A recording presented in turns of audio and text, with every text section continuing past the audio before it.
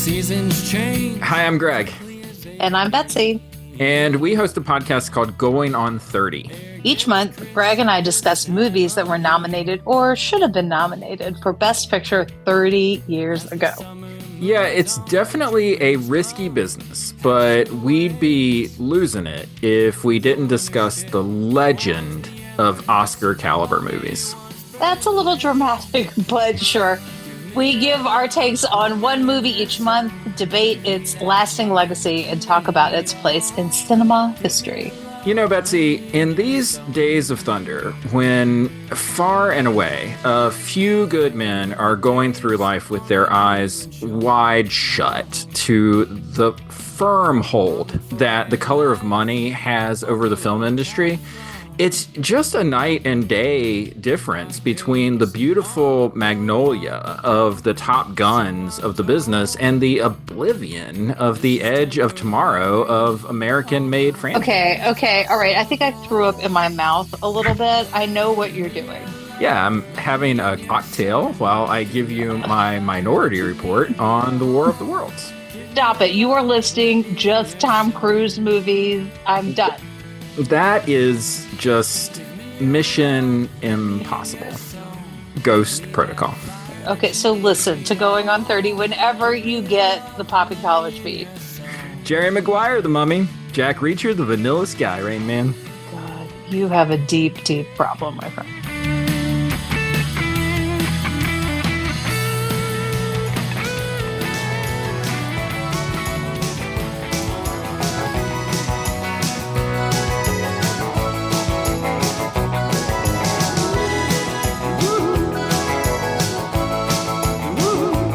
Hi, I'm Greg Knight. Hey, I'm Ryan Parker. And this is the Popping Collars Pilgrimage Project, a Popping Collars side pod where Ryan and I attempt to walk around the world, or at least across Spain. You know, we've gotten funding for that at the very least, so we'll let the world take care of itself later. Yeah. This is one of our interview episodes, and we are so excited to welcome with us this month Doug and Lori Challenger. They are professors at, I'll let them correct everything that I'm saying right now eventually, but they are professors at Franklin Pierce University and have been running a Camino semester. In my life, a lot of time I'm just doing the same routine over and over, so just the ability to step out of all that and do something so different, like walk across an entire country.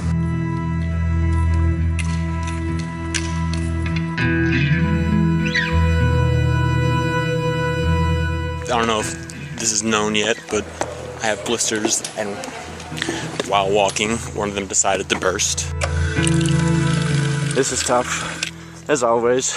I didn't expect it to be this tough, but we're going. Overcoming like the physical pains that I've been like faced with has been the most difficult. The trip could actually be over for Sam if she doesn't recover. I just asked them what the highlight of their day was, and they said meeting you. Oh, yeah. Yeah, because I gave him a bucket of sangria. Cheers. Yeah, buen Camino. We're having a disagreement. There's a little town up ahead that Doug's saying is Bellarado, our destination today, and I'm saying no way. We're going to check in later, and we'll see who wins this I hope Doug's right, but boy, if he tells me it's Bellarado and it's not, and it's hot and I'm tired, I'll be very sad. Oh my God, there's a six kilometers. Sign. Who was right? Yeah, you're right. Apparently, there's a big fire in Tricastella right now. Hopefully, it is dealt with before we get there. Why did I do this? Like, who picks to walk like 500 miles? I was like, what was I thinking? You know? And now it's like we have 20 days left. I'm just like, oh, I want like every day to be slower because I love being here. And just all the beautiful moments, just like, those are the things that like the Camino really like just provides too. Like you're not even looking for it, and it just comes when you need it. So we wanted to have them on the pod pick their brains about what it's like to run a group on the Camino and what this Camino semester experience is like. So welcome, Doug and Lori. Thank you. Thank you. Yeah. So that's a brief intro from me, so that we can sort of pad it out a little bit. Tell us a little bit about yourselves. Where are you from, and what is it that you do? Well, we live in Massachusetts, and I am not a professor at Franklin Pierce University, but I do go along with Doug to co-lead these trips. I am a musician and a retired nurse and a study abroad trip co-leader. and co-directed the film that we did on the Camino too. So she wears a lot of hats. What about you, Doug? I'm a professor of sociology and documentary studies at Franklin Pierce, and I've been there. This is my 33rd year at Franklin Pierce. We started this Camino study abroad program. Actually, the first trip was in 2011, and we've run 5 trips since. It got put on pause during COVID, and then we were running them every other year, starting in 2011 up until 2017, and then once COVID was over, we restarted and had a trip in 2023, and we've been trying to recruit for a new trip maybe next fall. So walk me through what was the impetus of this? When did you feel inspired to do a semester on the Camino, and what led up to making that decision to start this program? Yeah, that's a good question. Yeah, it actually began for me when I first came to Franklin Pierce. There was an English professor who was taking students on long distance walks in Europe, and I was on a committee that was reviewing that program early on when I first came to the school, and his program was up for review, and he brought in like a stack of letters that students had written to him over the years, talking about these long distance walks that he would lead. Which were all about, the purpose was really self-development, and he used to say, he was kind of pioneering through those long distance walks a kind of countercultural way of doing education. Mm-hmm. He used to say that education is about everything but the student, and we need to give them time out of their busy lives, studying everything else, to focus on themselves a little bit and see what they could gain from that. And when I read, he read through those letters in that committee meeting, I was blown away by it. And I thought, if I ever get a chance to be part of this program or anything like it, as a teacher, I would love to do that. And so he, at the tail end of his tenure at the school, he was getting ready to retire, and he asked me to kind of take over that program. And I did for, with help. There was other people involved too, and led a couple of those trips. But then those trips, they were very different in the sense they were very different. They were long distance walks, but we camped out and we had a big circus tent.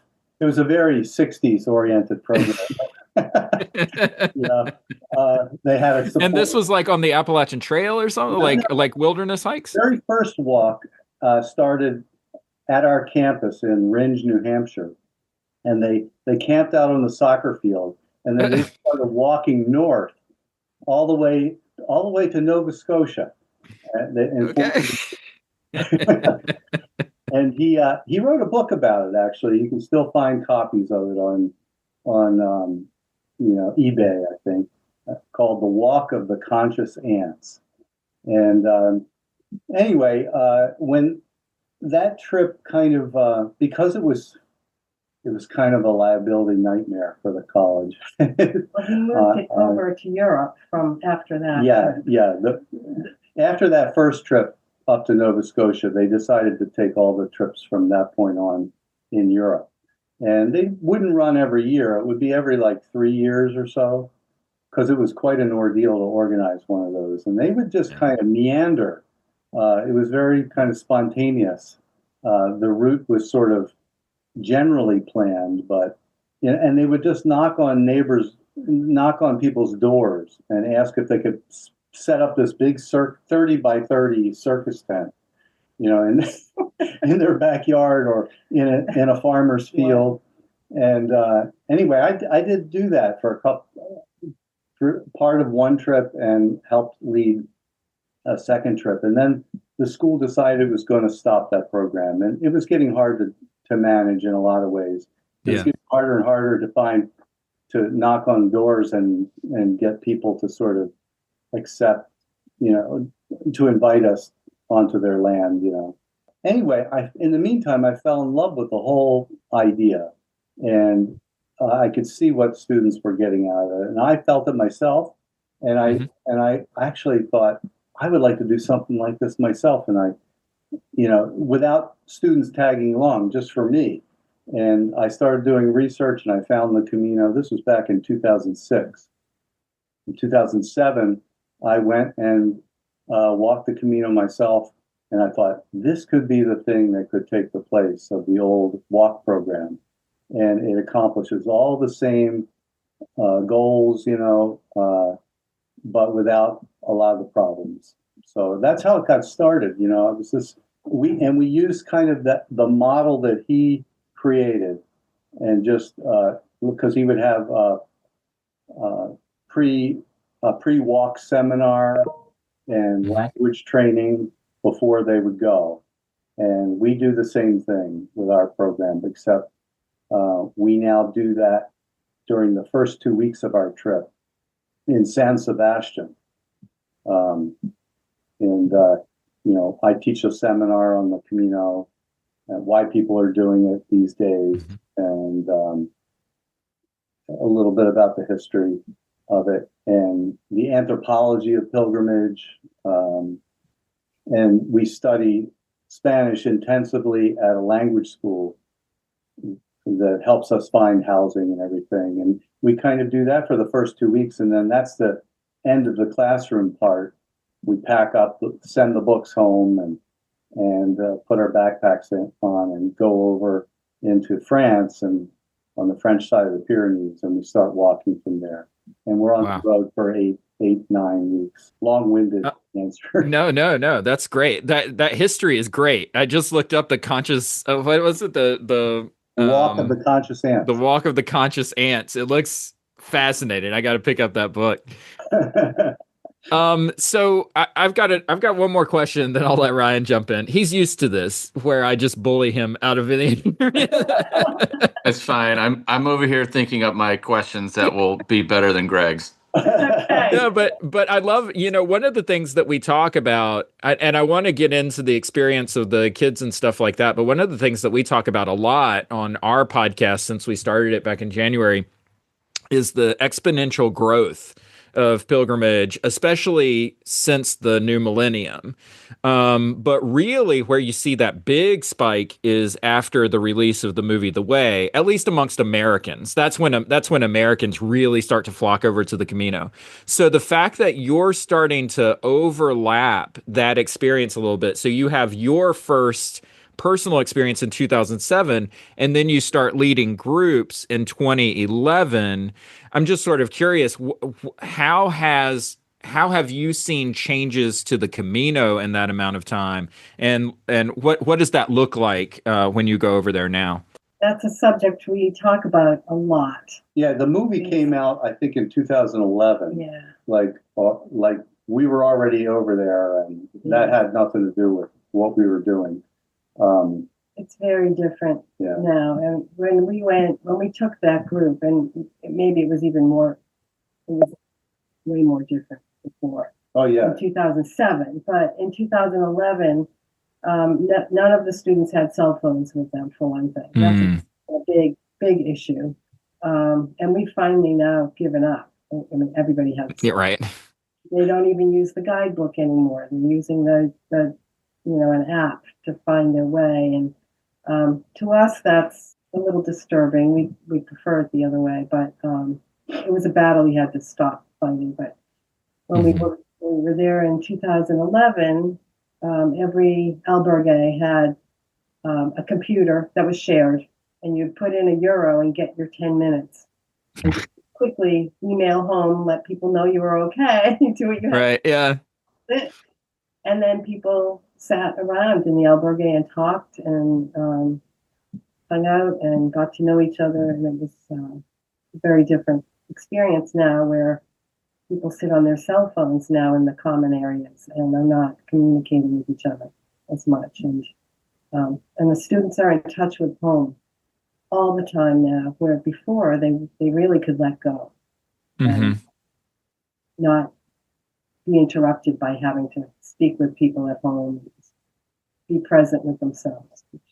It's interesting. It's like going on pilgrimage, but you're still tethered to home.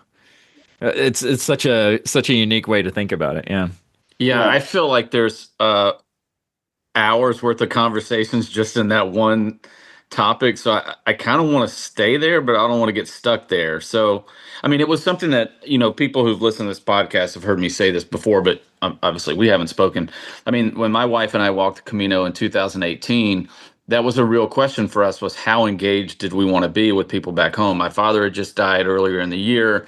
My wife had just finished graduate school at around the same time. It was part of the reason why we went. I want to come back to that, the why of it all too, for y'all.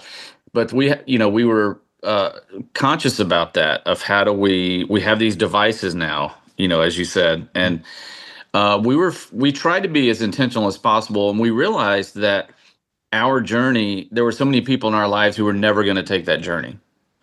And so we decided at the end of every day that we would post 10 photos from the day on Instagram and then log back off. And the responses that we got both during the walk and when we got home, we realized, there were people who were kind of walking it with us.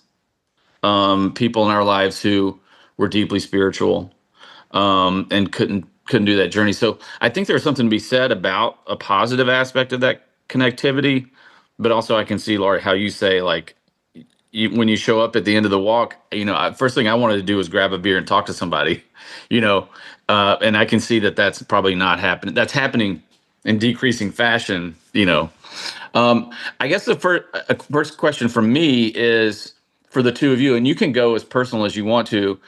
Like, what was the why for you in walking your first Camino? Was it spiritual? Was it religious? And then I think or was it cultural? And second would be, and Greg, stop me if I'm jumping too far ahead in what you want to do, but what's the why for a lot of your students? Like, can you talk, if Greg can talk about the evolution of the Camino or the de-evolution of the Camino, there's also, I would think, an evolution in the why that people are doing it. And so, I just wonder if you could, both as a personal experience and then what you're seeing in your students over the years. Like I said, I think when I walked it in 2007, I was like approaching 50, and it was kind of a midlife sort of moment for me, and just looking for I was wrestling with a lot of issues that I needed to like sort out, and it was a kind of spiritual journey. I'm not Catholic or really a churchgoer, but I'm open to transcendent experiences, and serendipity or whatever, and it was hard. I had to, face some things about myself. It was like a good mirror for where I was in my life, and kind of got me started on a better path in a way. That's, I think, the personal part of it for me. Like I felt like I needed something like that. And of course, I love travel, and I had done a little travel before that. I was away in Slovenia and Europe for a while on a Fulbright earlier in my career, and I just loved Europe and wanted to go back. And this was a way to do that too. Those were sort of my motivations, and I had in the back of my mind, this walk program, and the idea of maybe starting a new version of it. For me, I backpacked through Europe when I was 20 years old, and this was back in the 70s. And we had no plan. We just put on backpacks. We had $800 each, and when we got there, and we managed to stay for 2.5 months. We just wandered all around Europe, and I always said I wanted to come back and do it again. And I didn't know anything about the Camino. Certainly not back then, but not until I met Doug. Yeah, it was great when I met Doug and found out he was doing these long distance walks. And I thought, what a great thing, and this is going to be a good thing for our future. And it has. Yeah, a lot of that resonates with my own experience as somebody that didn't go for a specifically religious reason, but you could say there was something more than just tourism. There was something more than just travel, even though I think all travel is potentially pilgrimage. I mean, my wife and I have been lucky to travel the world frequently, and I view it that way. No matter where we go or how we go, it's an opportunity to meet new people, have new experiences, which I think, especially in America, more people should do, even if it's in their own state, So what about your students? Like, I know this is a different context than, say, what Greg has done with students in a religious setting, but why are students engaging in this? Is it just to go explore Europe, which is, again, I don't think that's a bad thing. Do y'all talk about that, like in the context of pilgrimage? This is not just we're going to go hit the art museums in Paris, We do talk about it in those terms, and like I think they do come for the experience of trying to get away from the distractions of life here, and I think they sense that they can grow and develop doing something like this, challenging like this. We talk a lot about them having time out from their cell phones, from family, from their friends, from just to have time to connect with themselves. And the walking certainly does that. It gives you that time every day, just being outdoors and living so simply. Some of them didn't even know. We had a few students on one trip when we were hand washing our clothes, and they didn't know how to use a clothespin to hang their clothes up. I'd never done life skills. I know. Oh my gosh. As an educator, I always come back to that. I'm like, teach them life skills and the rest of it will come to them later. Something so simple as that I never even thought that they wouldn't know how to use a clothespin. But yeah. There's another change that's happened since I walked it in 2007. I mean, there were no washing machines or laundromats or anything like that back then. You washed in the sink, by hand your clothes, and there's something to be said about showering in your clothes, every day. All that said, we have noticed that there's a kind of period where the students, it takes them a while to kind of settle into what it means to be a pilgrim. I think they come with their college life and their college experience with them, and it takes a while for them to kind of let that go and trust that, this thing that seems a little boring to them, day after day, is going to actually give them something. Are you saying they have to detox? Yeah. I guess so. In her book, Pilgrim Stories, Nancy Frey talks about how certain kinds of conduct, attitudes, and modes of travel along the Camino contribute to its consecration or desecration as a sacred space, and define it as more than a tourist itinerary. Traveling the Camino by one's own power on foot or on bicycle, for example, has come to be accepted as the authentic mode of travel and distinguishes the pilgrim from a tourist. The tourist experience in general, I would argue, lacks the tight coordination of actions, which is characteristic of ritual. because it is more individualistic and freewheeling, it's not able to generate the same sense of the sacred that ritually prescribed actions do. In any case, the modern Camino is full of ritualized experiences such as these.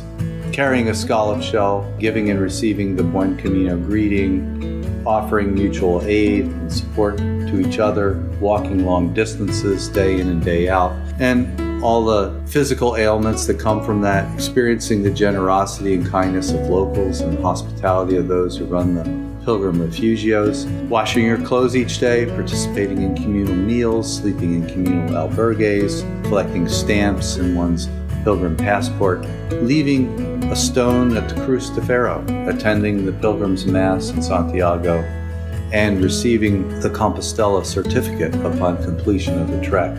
Each of these ritual actions and many others carry understandings and lessons that the pilgrim absorbs in the doing, which through many repetitions reinforces one's identity as a pilgrim and lends a sanctity to the role and makes them feel that they are more than a tourist. They think of themselves as engaged in a spiritual journey, and it is ritual that is the dynamo of its sacredness. I want to stay focused on the kids and ask a few nuts and bolts questions that I had just coming out of the Perpetual Journey documentary that you guys had on YouTube, and we're going to link that to this episode so that folks be able to watch that. So you had said earlier that you're looking at fall 2026 as a possible another journey. I had it envisioned in my head that because the Camino is like a month-long trip, that this was maybe like a summer semester program and not necessarily a fall semester or a spring semester program. So if you could shed some light on, what this particularly is as far as a educational class. And then the other question that I have is, do you stick to just the Camino Frances for these trips, or do you expand out, or have you thought about expanding out to other pilgrimages around in other countries and stuff? The way our trip works, it is a fall semester program. Okay. Start a little early to take advantage of the good weather. We usually go over in mid-August, and we come home a little earlier than when the semester ends. Total, I think these days we keep shortening the trip a little bit. The first trip was really long. It was almost 3 months that we were over there. Wow. And we started on the Le Puy route in France. Yeah.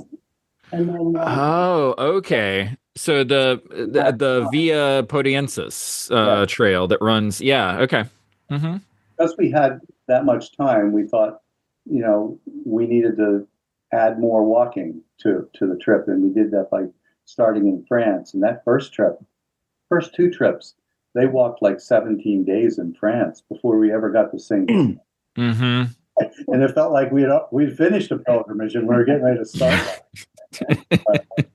Anyway, that's kind of how it works. It is a semester-long program. They get a semester's worth of credit for doing it. It's the way we've organized it is it's general education credit in the humanities, social science, and arts and design, those areas. Educationally, I mentioned this kind of countercultural form of education in the sense that it's not about tourism and it's not about intellectual tourism. Really, we downplay. It's not even a real traditional study abroad program. It's more about formation, spirit.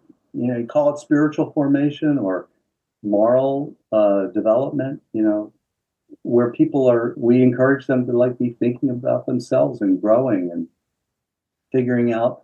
Look, I think the value of going away like this, and the cell phone now is interfering with this a little bit. When you would be away from home, you'd have the space to look back and enough time. A 2.5 month long trip is enough time. It's a whole season away from home and your life to look back and kind of analyze it and say, am I happy with the way I'm making friends? Am I happy with the direction I'm going in my major or whatever. And you can actually, and we've seen students do that, like look and make conscious decisions to go back and do things differently. And that's always kind of a win for us. That's when we're successful. When we see them change from the students they are at the beginning to at the end. And I think that's the education we're shooting for. Now they're getting academic credit too, but it's for a different kind of study. That guy Taylor Marsh used to always say, you don't get your BA for this, but it's probably worth more. That's great. But at our school, you do get some credit. I mean, I think that's such a great. I mean, my wife talks about this all the time, and she's a nurse as well. And she said, "There's not a day that goes by that I don't think about that experience, or that I am putting into practice something that kind of shaped me, or that I'm not going to do. Why am I doing air quotes? Something that I learned on the journey. Yeah. So yeah, I like that about it's worth more than a BA. Yeah. I just to follow up on that really quickly. I love that idea of this as an education, because if you think about, like, even if you think about this, take away the pilgrimage aspect and just think of it as like a vision quest for like young adults, right? This idea of separating from what you know to go into the unknown to figure out what your gifts are, like that's something that's as ancient as human civilization, right? And so I like the fact that this is part of an education program.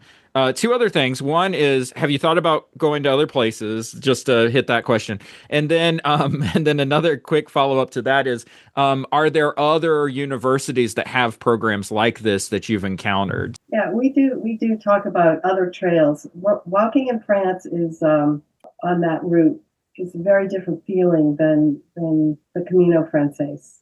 There's less infrastructure. At least there was the last time we were there. I don't know. Changed much, but I doubt it. The people, it's just different in France than it is in Spain. People are different. We've cut the trip short now, so we really do start in Saint Jean now, rather than way back on that route. We've talked about the Portuguese route as well, starting in Lisbon to make it long enough. But we always end up back on the Camino Frances because it's the classic route to start. It's their. We want them to be meeting a lot of other pilgrims. We don't really want to be isolated. We want to be meeting lots of people from all over the world. That's one of the things that we encourage them to do while they're there. Have anything else? Yeah, I mean, we think about other routes all the time because we've walked it so many times that we know what's around the next corner.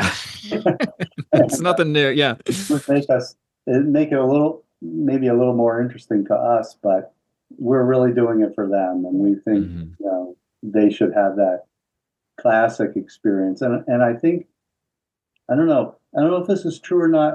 I suspect not, because of what I read on Facebook pages for other routes and stuff. Is that I don't know. I feel like there's a kind of special vibe to the Camino Frances. A lot of that has to do with its history, I think, and it's the place it has in those towns along the way, and the parochial albergues are very special. I don't know. We can't get away from it. Even though we would like to. We also have a budget that we have to work within, and we've talked about the Via Francigena in Italy and walking to Rome. We would love to do that, but what we've heard is that it's more expensive, and we have a budget. I was going to say, there's got to be a practical aspect to this too, where there's just so much infrastructure built up around the Camino Frances that if you're leading a group rather than doing this as an individual, it takes away a little more of the guesswork as far as like, will we have a place to stay? Will we have a place to eat? Stuff like that. Yeah. Oh, true. So true. Yeah. And we know it very well too, so it makes it a little easier for us. And just really quickly, do you know of other colleges, universities that have this program? Yes, there are others. I would say I don't know, maybe less so these days, but we go to a conference uh, almost every year at William and Mary College. Okay. Called the Pilgrimage Studies Conference, and we meet a lot of faculty that are running trips. As far as I know, we're the only one that does it for a whole semester. They're shorter trips, but yeah, there are other schools doing probably maybe a couple dozen as far as I know. Hey, I want to be mindful of time, but I want to come back to this notion of vision quest that Greg kind of talked about in terms of these kind of transcendent moments in somebody's life, or especially in a younger person's life. I have a friend who's a writer and a former minister, theologian, and he talks about this idea that war is a force that gives us meaning. This is not like a new idea, but the bonds that happen with young men when they train and go to war. We talk about vision quest. This is not a new question. I just want to hear it from your perspective, as I haven't quite thought about pilgrimage in this way, but I wonder, as a sociologist, if what you see replacing that, or if it is just a complete vacuum that is part of this crisis. Like when you talk about this, is you're going to study pilgrimage is study, but it's kind of self-study.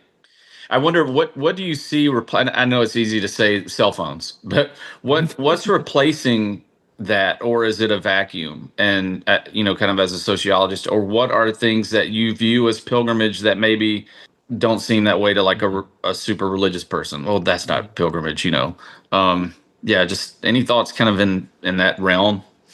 Well, I mean, I was drawn to it initially because it had that kind of coming of age experience, that sort of anthropological ritual that you guys have talked about, like where the structure of that is you separate from home, you go out into the wilderness or wherever, and it's a liminal experience. You're not back where you were. You have a different, everybody's there's no status differences anymore. And I love that about the Camino. When we first started going, it seemed like everybody's the same. We're all carrying the shell in the backpack, and we're all pilgrims.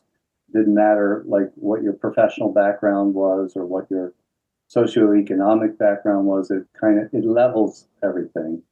And there's an anthropologist named Victor Turner and his wife Edith Turner.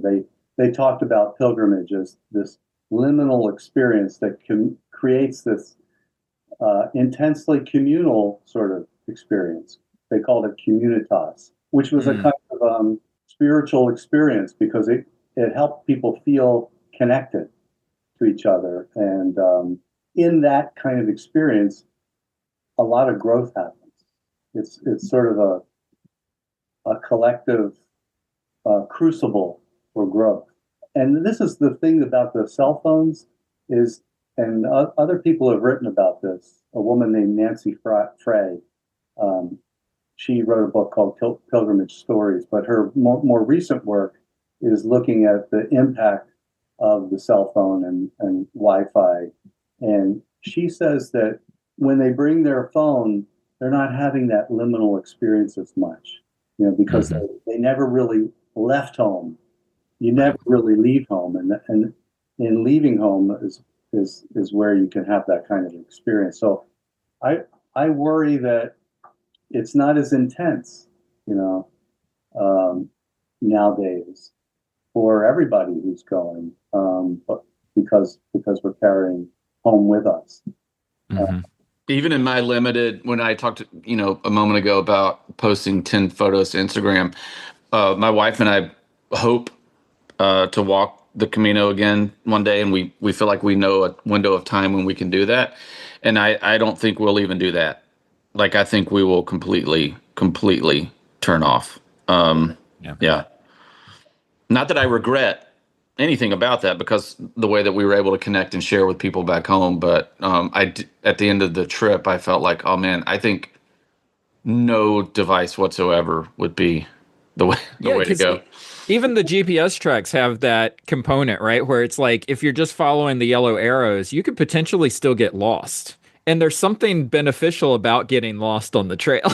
It's not always great to know exactly where you are all the time, right? I'm sorry, Doug, I stepped on top of you. Yeah, I was just going to add to what Ryan was saying that this woman, Nancy Frey, talks about how important it is to think before you go, how you're to be intentional about your use or not using it, and also to prepare your friends and family back home. That how you're going to manage that. Mm-hmm. Lori, I want to pull you in here because, like Ryan has said, I've led high school groups on trips, and we've done various stuff. We've done Pilgrim's Way in England. We did Norway, the Way of St. Olav in Norway, and went to Assisi. But we've done the Camino a few times, and I got to tell you, the two most recent trips that I did, I had a registered nurse as part of our group, and I didn't realize how that was worth its weight in gold because it helps me as the group leader understand what's happening to the bodies of the kids that are on the trail. One of the things that I always say is that you can think to yourself in your mind, oh, it's just walking. I know how to walk. That's no big deal. And then you start doing long distance walking like this. And for some people, it's no problem. Their bodies adapt. They do it well. And then for others, a knee is gone. A foot is covered in blisters. An ankle is shot. And there's terrain on the Camino that lends itself to twisting and turning and hurting in some way. And so I just wonder, from your perspective, thinking of this as a physical journey, not just a spiritual journey, have you encountered students who thought, oh, this is going to be easy, and then hit this physical challenge and had to recalibrate what their pilgrim experience was as a result? And did it work the other way where someone was just so anxious about the physical toll, but it turned out that their bodies adapted and they felt great the entire way? Can you just speak to the physical challenge of the Camino a little bit? Yes, we've had both scenarios where students didn't expect that they would be one that got injured, and then, of course, those that are really afraid, and which is very beautiful to watch those students who are afraid at the beginning and watch them get stronger and more confident. Mm-hmm. As the trip goes on. Some still facing physical challenges, for sure. I try, my best to teach them about dehydration and wearing their packs correctly, not carrying too much weight, all of those things that we all think about when we're out there. And I teach them about blisters and how to manage their blisters. So I do a lot of that ahead of time, hoping that it's going to help spare me from having to do too much of that when we're out on the trail. We have had some very athletic kids show up and be injured and have to take a taxi for a few days, which is very hard for them. There's not a day that it's maybe a little exaggerated, but there's not a day that goes by that they're not asking Laurie about something, some ache and pain. Right. So it has been really valuable that Laurie's background in nursing. Yeah. Do you serve as like the trail medic, Lori? Do you have like final call on if somebody walks or not? I try to not let anybody know that I'm not out of that, but I will help people. I've always got my antenna up, watching for this or that. One thing I will say about having cell phones there that's a positive is that the students, because they're college age and we are not with them 24/7, they sometimes are in a different town, sleeping in a different albergue. We don't have to be with them continually. Let them go for a couple of days on their own so they can experience it as young adults and not have us hovering over them all the time. But but they always call us or send a text. We're in this town, we're at this albergue, or whatever. Or if somebody's sick, we can get to them. The last trip we had, several of us got COVID during there were things we have to deal with. But injuries always happen. Going on to the same trail, another advantage to that is that we know where all the hospitals are. Mm-hmm. And there's always a student that's sick that we have to, sick or injured, that we have to take to a hospital for treatment. One last question on this vein, which is to say that when you're dealing with young people, and this is something that I've experienced before too, is trying to discern what is discomfort and what is actual pain. And I wonder, how do you guys negotiate that when you're taking these groups out? Because sometimes young people are like, I can't walk anymore. But they actually can. And it's like, where do you push and where do you sort of pull back and say, we got to go to a pharmacia now, that kind of thing. Well, I usually will take a look at that foot or whatever and look for swelling or this or that. Encourage icing, elevating, which they don't do most of the time. At the end of the day, they're busy socializing, and then I'll watch, and they're running around just fine at the end of the day. So there are ways to sort of monitor that. If it's that kind of an injury, if it's something serious, or if they have a fever, like someone's really ill, then that's a whole different story, and we'll take them quickly. But unless they've fallen and really injured, like it's a real injury, twisted an ankle, something like that, I generally will encourage them to keep going, and let's check in at the end of the day and see how you're doing. Let's ice it. Let's do this or that. So far, that's worked. They struggle at the beginning, but by the end, they have fallen in love with walking. Yeah. You don't want to miss a day of it. And if you watched our movie, you saw there's a moment where we ran into forest fires and we had to kind of stop temporarily, and we taxied ahead to Saria, out of the smoke.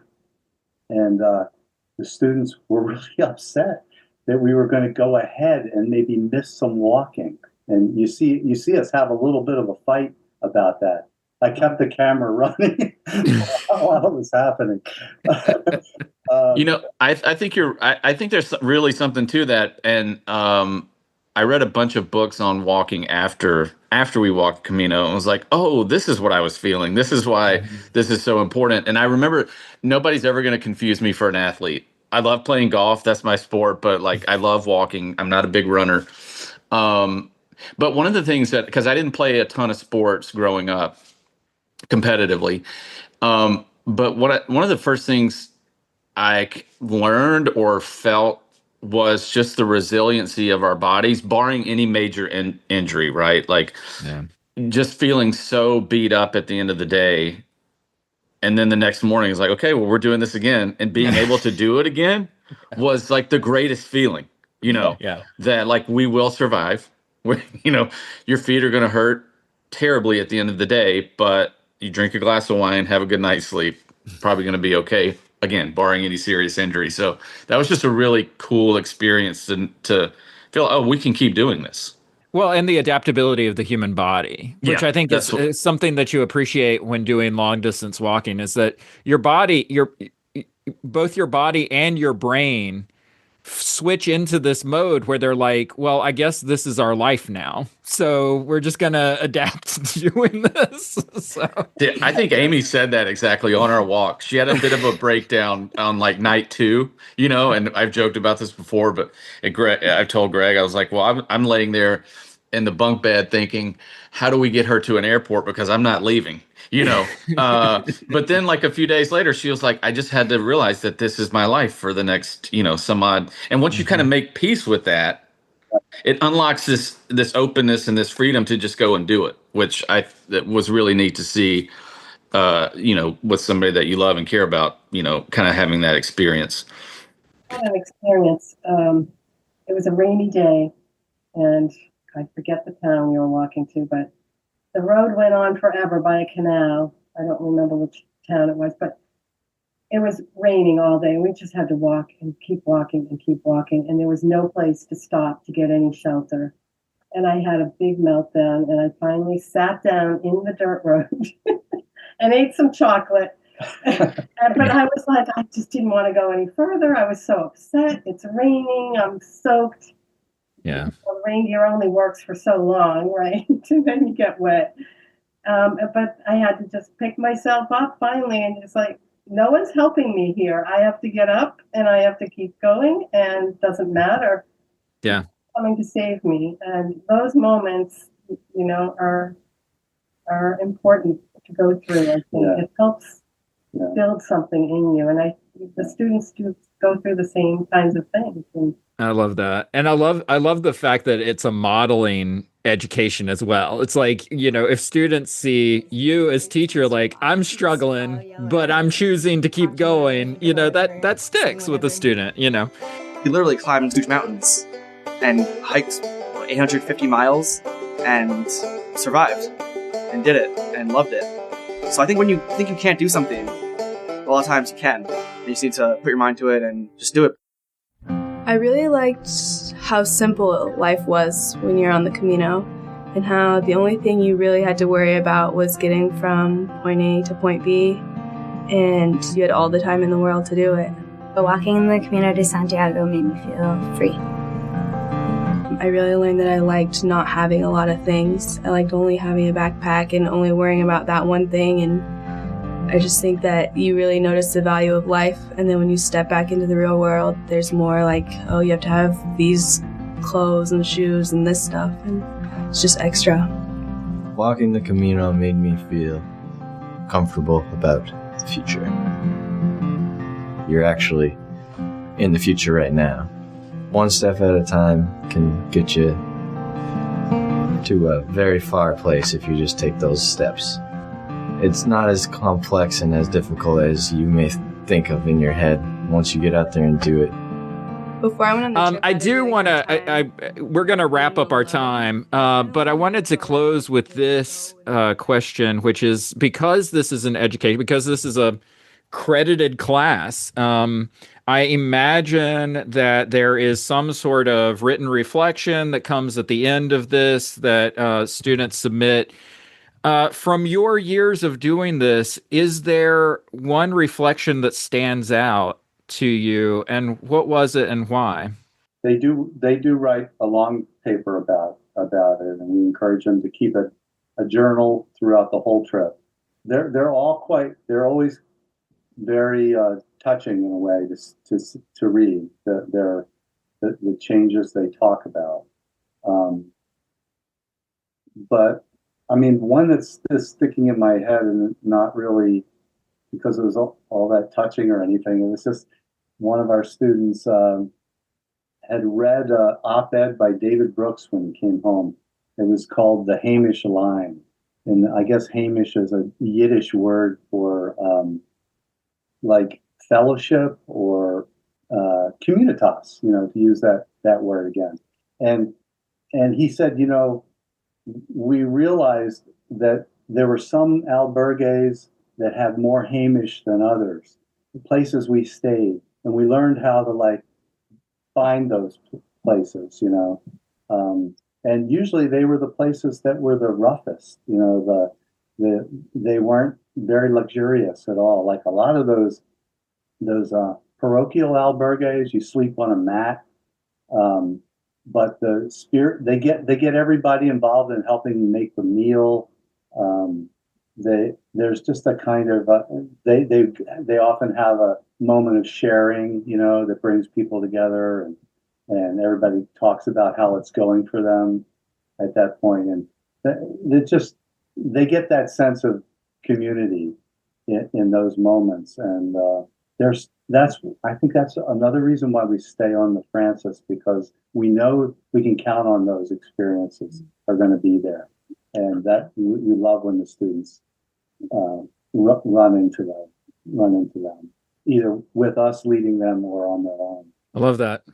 Education, experiential education. That's it's something that I've been banging the drum for a long time, and so it's great to see you guys put it into practice at your university. So thank you very much, Doug and Lori. Thank you for joining us on the PC Pilgrimage Absolutely. Project. Yeah, I'm going to re-enroll in college, Greg. I'm going to re-enroll so I can go on the trip. I need one more degree. Exactly. I'm like, can I put a sociology degree up next to my old religious studies BA over there? Thank you so much for joining us. Good luck on future journeys. And you know what? Maybe we'll bring you back on. I feel like I have unanswered questions that I have, so we may bring you back on sometime in the future. But we could also talk about documentary films. That's what I want to get into. Yeah. Oh, yeah. We didn't talk about like filming. Yeah. And what that was like. We'll come back. Yeah. We really enjoyed meeting you guys. Thank you, Greg. Yeah, you too. Thank you so much. Lori, Doug, thank you. Take care. Thanks. Take care. Thanks, guys. Bye-bye.